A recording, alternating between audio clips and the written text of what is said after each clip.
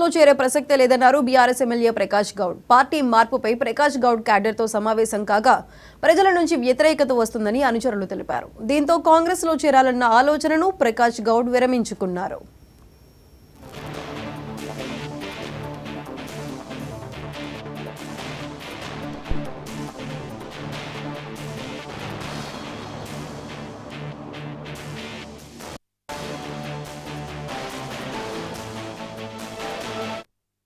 చెప్పడే కానీ తొందరపడే అవసరం నాకు లేదు, నీకు లేదు.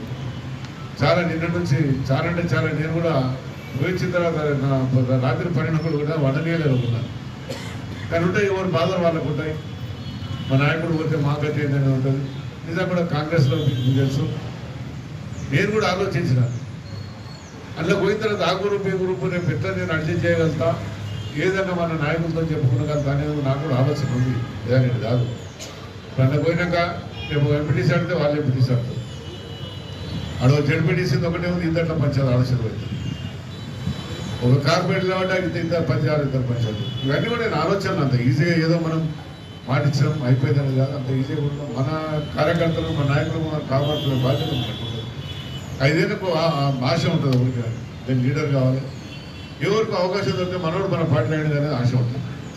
ఇలా కంబైన్ అయిన తర్వాత కొన్ని ఇబ్బందులు ఉంటాయి. నేను చాలామంది అడిగినారు, అలా మీరు ఆ పార్టీలో కొంత రేపటి మా పదవులు గతేందాయన. నిజంగానే అది ఉంటుంది. అలా పోయినాక పదవులు ఊడిపోయేది, తెల్లారి కొత్తమైంది. అలా పదవులు ఉంటాయి. తప్పనిసరి ఏ పార్టీకి పోతే ఆ పార్టీకి ఉండే బాధ్యత ఉంటుంది.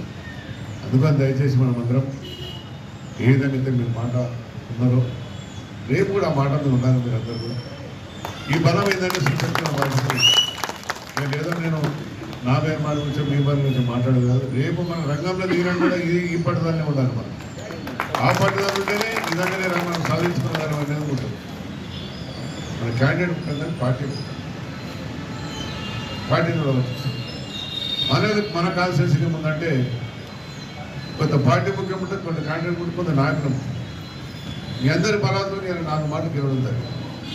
ఒక్కపారి కాదు, 4 మాటలు ఏదో కూడా మంచి మెజార్టీతో గెలిచినాం. 15 ఆశలు గెలవలే, మనం మంచి మెజార్టీతో. అందుకని ఈరోజు ఎప్పుడైనా కానీ ఏ నాయకుడు కూడా ఆలోచిస్తారు. నిన్నే చాలామంది మాట్లాడితే కూడా నేను ఆలోచిస్తాను.